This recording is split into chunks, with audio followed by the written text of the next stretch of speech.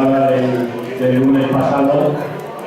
Ella era María Pilar de las Heras, una gran intérprete de nuestra jota, una gran maestra de nuestra jota, y para mí es un referente de la jota como la entiendo y como la enseño y la trato de enseñar en mi escuela y en mis alumnos.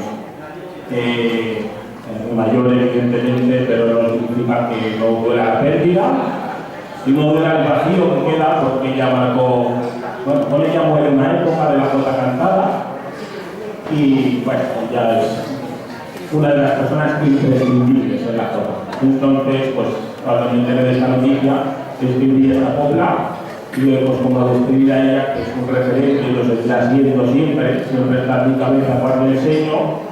Y quienes están en la sala donde enseño saben que tengo hasta 3 o 4 fotos de ella que me acompañan. Por lo tanto, siempre estará en mi recuerdo y esta foto es para él, para María Pilar de las Heras.